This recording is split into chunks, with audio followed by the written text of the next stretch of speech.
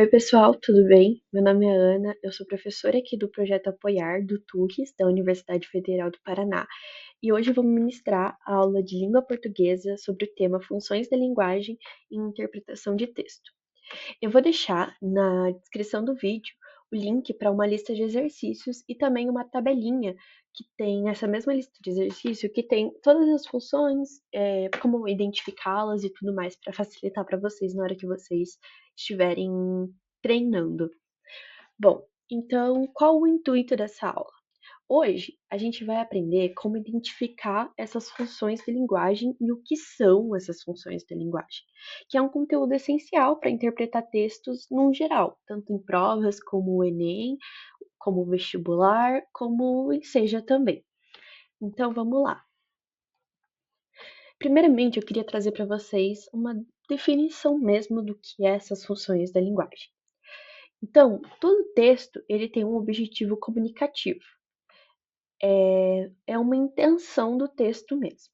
Essa intenção, ela pode ser informar, expressar sentimentos, convencer, manter contato. E aí, cada função de linguagem, ela vai se destacar de acordo com um elemento da comunicação. Os elementos da comunicação são o emissor, receptor, mensagem, canal, código ou contexto. Aí eu vou explicar um pouquinho sobre cada um deles para vocês. Bom, o emissor, ele é quem está falando. O receptor, ele é quem está escutando. A mensagem é o que o texto está dizendo. O canal é um meio em que aquele texto foi publicado, por exemplo. O código é a linguagem usada. Então, dependendo do público-alvo daquele texto, a gente vai ter linguagens diferentes. E o contexto é a situação em que aquele texto está inserido. Bom, então a gente tem 6 funções da linguagem.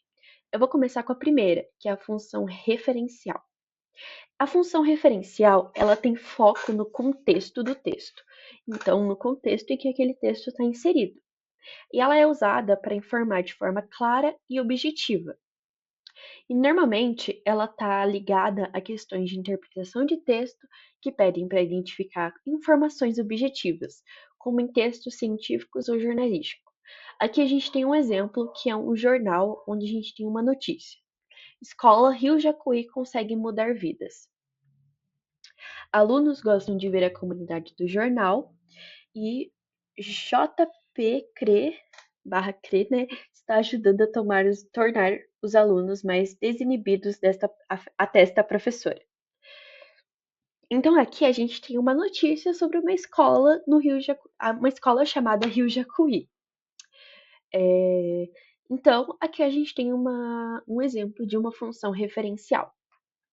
Agora a gente tem a função emotiva, que ela tem foco no emissor. Ela vai expressar sentimentos ou emoções pessoais e é muito usada em poemas, músicas e crônicas.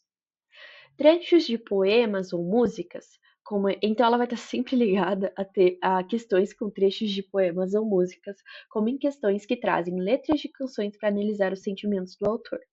Então aqui a gente tem um exemplo, que é um trecho da música Levanta e Anda do Emicida. Eu não desisto, eu não paro. Mesmo quando o mundo me cala, eu levanto e ando.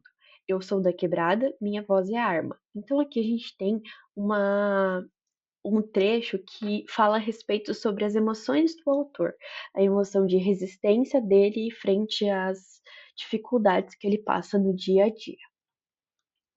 A gente também tem a função conativa, que também pode ser chamada de função apelativa, e ela vai ter um foco em você, no receptor, você que está lendo a mensagem. E ela vai tentar te convencer, persuadir ou dar uma ordem. E normalmente ela vai aparecer em propagandas e discursos. Então, a gente vai ter ela ligada a questões com anúncios publicitários ou campanhas muito comuns em provas que buscam convencer o leitor a agir.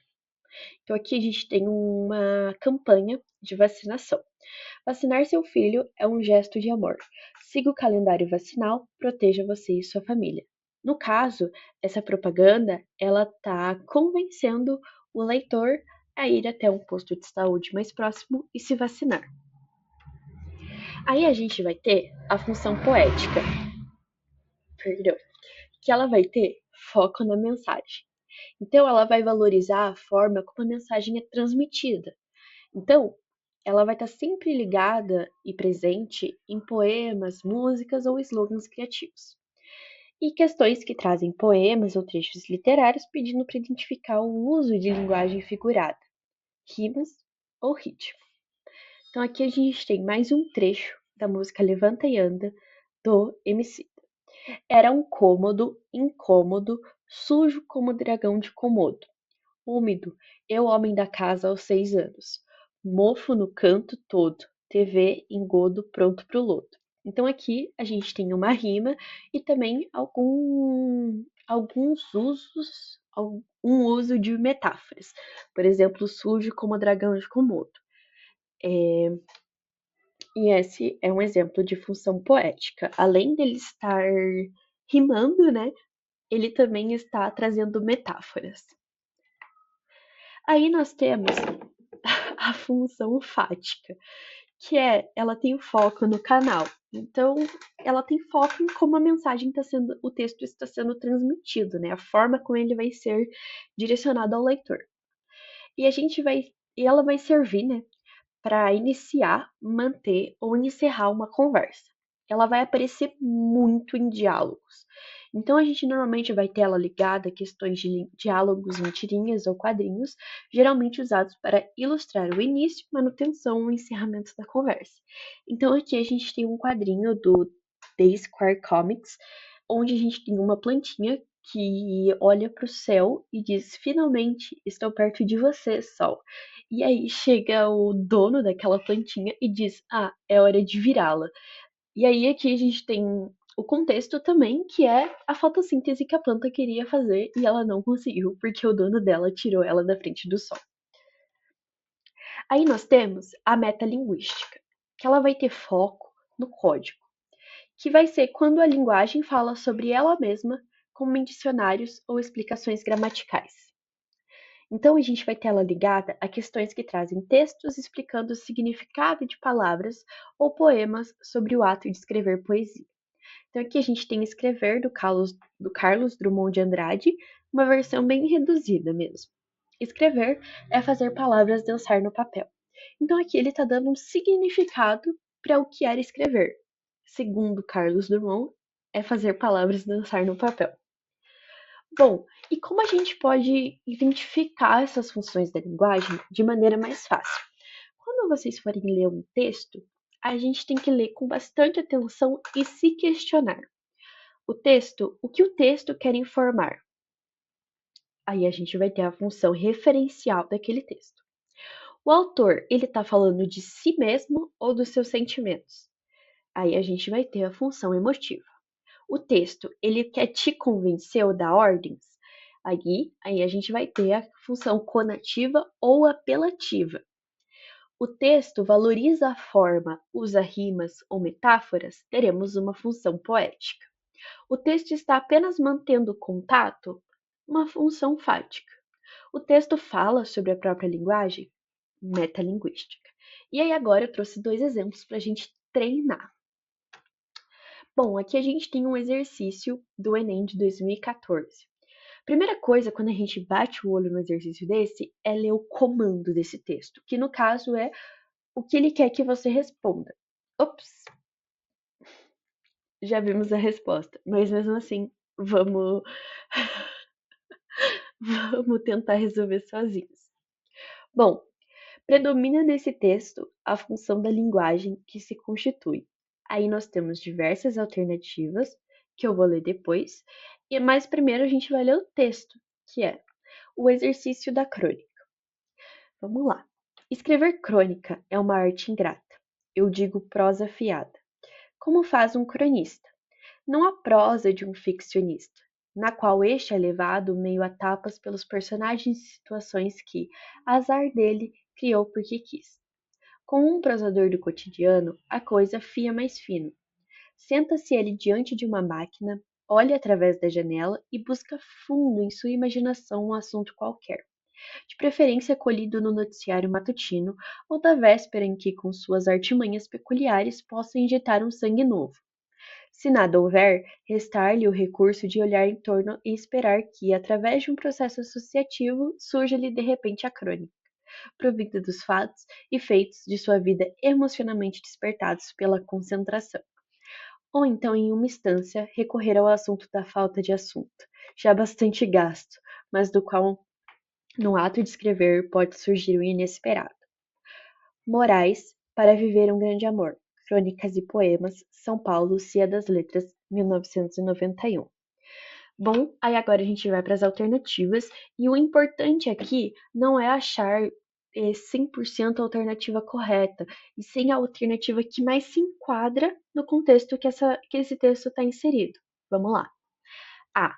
Nas diferenças entre o cronista e o ficcionista? Olha, eu acho que não, porque aqui a gente não se fala muito sobre o ficcionista e as diferenças. Ele só é citado em um momento ali do texto. B. Nos elementos que servem de inspiração ao cronista. Olha, essa é uma possível resposta, porque a gente diz aqui no texto, ele diz bastante sobre como é essa vinda da inspiração para o cronista, né? Como o cronista busca se inspirar. C. Nos assuntos que podem ser tratados em uma crônica. Olha, eu acho que não, porque aqui a gente não tá falando especificamente, a gente não, né? Ele, o escritor, não tá falando especificamente dos assuntos que ele pode abordar, e sim a forma como a inspiração para esses assuntos pode vir. D. No papel da vida do cronista, no processo de escrita da crônica. Olha, eu acho que poderia ser também. Acho que a gente poderia cogitar essa resposta, mas eu sinto que não é o foco principal aqui. E. Nas dificuldades de se escrever uma crônica por meio de uma crônica. Olha, eu acredito que essa seja a alternativa que mais se enquadra no contexto. Aqui a gente tem uma crônica dizendo sobre como escrever uma crônica. Vamos ver qual é a resposta. Alternativa E. Visto que a mensagem do texto é centrada em seu próprio código.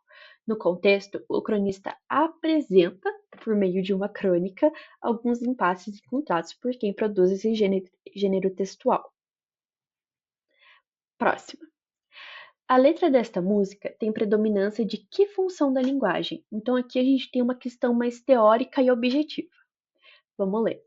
Samba de uma nota só. Eis aqui este sambinha, feito numa nota só.